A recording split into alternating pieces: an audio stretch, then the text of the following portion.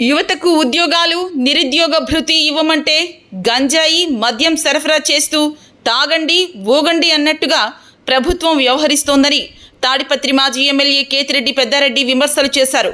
అనంతపురం జిల్లా కేంద్రంలో వైసీపీ యువజన విభాగం చేపట్టిన యువత పోరు కార్యక్రమంలో ఆయన పాల్గొన్నారు. ఈ సందర్భంగా ఆయన మాట్లాడుతూ రాష్ట్రంలో సూపర్ 6 పథకాల పేరుతో అందరినీ మోసం చేశారన్నారు. ప్రజలకు ఇచ్చిన ఏ ఒక్క హామీని కూడా నిలబెట్టుకోలేకపోతున్నారన్నారు. ప్రస్తుతం వైసీపీ అధినేత జగన్ ఇచ్చిన పిలుపు మేరకు ఆందోళనలు చేస్తుంటే 1 పథకాలు అది కూడా అరకొరగా అమలు చేస్తున్నారన్నారు. గుంతకల్లు ఎమ్మెల్యే గుమ్మనూరు జయరాం చేసిన వ్యాఖ్యల మీద పెద్దారెడ్డి తీవ్రంగా స్పందించారు. నీ రప్పారప్పాలు ఏవైనా ఉంటే కర్నూలు జిల్లాలో పెట్టుకోవాలని, అనంతపురం జిల్లాలో నీలాంటి వాళ్ళని చాలా మందిని చూశామని హెచ్చరించారు. వైసీపీ శ్రేణులు అంత ఐకమత్యంగా పోరాడాలని, పోరాడితే మహా అయితే కేసులు పెడతారు, లేదంటే 2 దెబ్బలు కొడతారు తప్ప వారు చేసేదేమీ లేదని చెప్పారు. ఇక్కడంతా యువకులంతా వచ్చి ఈ సభను విజయవంతంలో నడపడం జరుగుతుంది.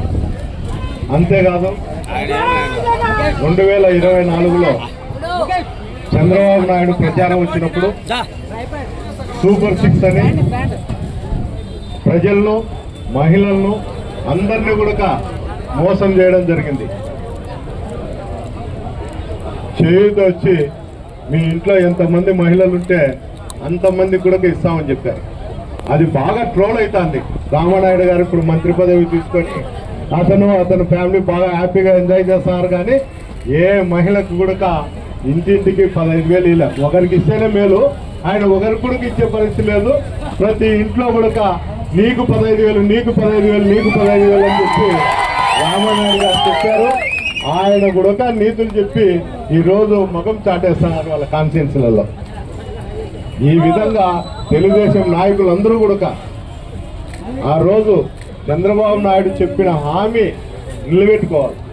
నిలబెట్టుకోకుండా కొనిచ్చి తెలుగుదేశం ఎమ్మెల్యేలంతా కూడా ప్రజల మీద పడి ప్రజలతో నానా ఇబ్బందులు గురి చేస్తూ ఇబ్బందులు పెడతారు. అయ్యా, ఈరోజు యువత పోరు ఉంది, యువకులకు ఉద్యోగాలు ఇవ్వండి, నిరుద్యోగ వృత్తి ఇవ్వండి, ప్రతి నెల 3,000 రూపాయలు మీరు ఇస్తామని చెప్పారు. స్కీములన్నీ చెప్పినారు. ఈరోజు ఏ గోశాల కూడా లేదు. ఎలిమెంటరీ స్కూల్ అమ్మఒడి చెప్పి ఇచ్చినారు, కానీ అది పూర్తిగా కూడా ఇవ్వడం లేదు. స్కూళ్ళల్లో ఇంగ్లీష్ మీడియం కూడా లేదు. అంటే జగన్మోహన్ రెడ్డి గారు ప్రవేశపెట్టిన ఏ కార్యక్రమం అయినా కానీ అమలు పరచకూడదు, దాంట్లో ఏదో ఒకటి పొరుగు పెట్టి చేయాలనే ఒక ఆలోచన తప్ప చంద్రబాబుకు వేరే ఆలోచన లేదు. ఈరోజు పరిస్థితి, అయ్యా అందరికీ యువకులకు ఉద్యోగాలు ఇవ్వండి, నిరుద్యోగ వృత్తి ఇవ్వండి అని చెప్తే ఆయన లోకేష్ బాబు చూస్తే అదేందో బుక్ పెట్టుకున్నాడు, రెడ్ బుక్ అని. మీరంతా ఈ రెడ్ బుక్లు అంటారు అధికారుల కాడ నుండి. అందరూ కూడా యువకులంతా మేము మిమ్మల్ని శిక్షించుతాం తప్ప మీకు ఉద్యోగాలు ఇచ్చే పరిస్థితి అయితే మా ప్రభుత్వం ఇయ్యదు. మీరు అందరూ కూడా బంగాకో ఏదో ఒకటి తాగి, మద్యం తాగి బజార్లలో పడి ఎవరినోళ్ళు కొట్టండి అని చెప్పి చెప్పడం జరుగుతుంది. అంటే ఈ రాష్ట్రంలో అభివృద్ధి బాటలో నడిపిండే అని చెప్తే బంగాకు స్మగ్లింగ్లు బంగాకు పెట్టింది. నాకు తెలిసి ఈ జిల్లాలో అయితే అందరూ మనం అప్పుడు ఇంటాన్నాం, ఏదో విశాఖపట్నమో విజయవాడ అక్కడ జరుగుతుందని. మన జిల్లా కూడా అది ప్రవేశమైంది. ప్రతి ఒక్కరు కూడా ఈ బంగాకి తాగి దొంగతనాలు, దోపిడీలు, దౌర్జన్యాలు చేసే పరిస్థితికి ఏర్పడింది. ఇవన్నీ నేను ఎందుకు చెప్తాను అంటే ప్రాక్టికల్గా నేను అనుభవిస్తాను కాబట్టి మిగతాది కూడా ఇక్కడ చూస్తాండ కూడా. నిన్న గుంటకల్ ఎమ్మెల్యే గారు చెప్తాను,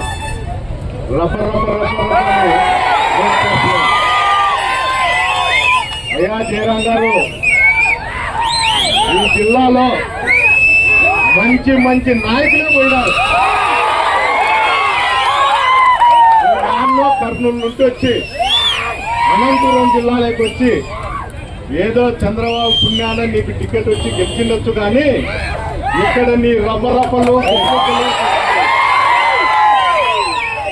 ఇక్కడ ఒక వైఎస్ఆర్ కార్యకర్త ప్రతి ఒక్కరు కూడా సైనికుడే జగనన్న స్ఫూర్తితోనే మేము పోరాడతాం. అన్ని విధాలా కూడా అందరికీ తోడుగా ఉంటాం. ఎందుకు చెప్తాను అంటే ఈ సందర్భంగా ప్రతి ఒక్క ఎమ్మెల్యే కూడా ఒక రెచ్చగొట్టే ధోరణితో పోతున్నారు కాబట్టి ఈ రెచ్చగొట్టే ధోరణి మానుకోవాలి. అయ్యా మా లీడర్ చంద్రబాబు నాయుడు చెప్పినారు ఎలక్షన్ల ముందు దానికోసం మేము కృషి చేస్తామని చెప్పాలి. పోగొట్టి అయ్యా దౌర్జన్యాలు చేసి అందరినీ నాకు తెలిసి 2-3 నెలల కిందట ప్రసోళ్ళను కూడా చెప్పినాడు రైలు పట్టాల కింద పండ పెడతామని. ఈ ప్రసోళ్ళు కూడా దానిపైన ఏందో మేము ధర్నా చేస్తాం అది చేస్తాం అనేది కానీ ఏమి చేయలేదు. పాపం ఎత్తపోయి రైలు పట్టాల కింద పండ పెడితే మా భార్య పిల్లలు మేమెట్లా బతకాలనే ఆలోచన తప్ప అతని మీద తిరుగుబడి అతని అక్కడ జరుగుతున్న అరాచకాల పైన దోపిడీల పైన ఏ ఒక్కరు కూడా స్పందించే పరిస్థితి లేదు. ఏమంటే ఒక భయం. ఈరోజు చాలా మంది ప్రజలను సంక్షేమ పథకంలో నడిపిండి అని చెప్తే మాకు సంక్షేమం కావట్లేదు ఏం కావట్లేదు, మేము దౌర్జన్యాలు దోపిడీలతోనే బతుకుతాము, మా ప్రభుత్వం ఉండేదే అందుకోసము, మా నాయకుడు కూడా అదే పాటలో నచ్చమని చెప్పినాడనే సందేశము ప్రజలే పెట్టారు. ప్రజలు మీరే ఆలోచన చేయాల. ఆ రోజు చంద్రబాబు నాయుడు గారు మీటింగ్లు పెట్టి ఏ హామీలు ఇచ్చినారో ఆ హామీల కోసం మనం పోరాడాలా. పోరాడితే తప్ప మనకు హామీలు కూడా రావు, ఏమీ రావు. ఆయన హామీలు చెప్పినవి ఈ విధంగానే మనం బాధపడుతూ ఉండాల్సిన పరిస్థితి ఏర్పడుతుంది. ఇవన్నీ ఈరోజు మన నాయకుడు జగన్మోహన్ రెడ్డి గారు ప్రజల్లోకి వచ్చి ఇవన్నీ చేస్తున్నారు. ఇక్కడ ఉన్నటువంటి యువకులు కానీ ఇక్కడ ఉండే రాజకీయ నాయకులు కానీ దీనిపైన ప్రతి ఒక్కరూ స్పందించి పోరాటం చేస్తే పోయేది ఏం లేదు. మన మీద పెడితే 4 కేసులు తప్ప వేరేది ఏం లేదు. కొడితే ఏడన్నా కొంత యాక్టివ్ ఉండే కార్యకర్తలు 4 గంటలు కొడతారు. మనం స్టేషన్ పోయి కేసు పెడితే మళ్ళీ తిరిగి కౌంటర్ కేసు పెడతారు. దీనివల్ల తెగేది ఏం లేదు. కానీ ప్రతి ఒక్క యువకుడు ప్రతి ఒక్క కార్యకర్తకు నష్టం వచ్చినా ఏదన్నా వచ్చినా కూడా రోడ్డు మీదకి వచ్చి మనం ధర్నాలు చేసి స్ట్రైకులు చేస్తే మనకు జోలికి ఎవరన్నా రావాలన్న కూడా ఆలోచనలు వస్తుంది. ముందు ఐకమత్యంతో పనిచేస్తాం.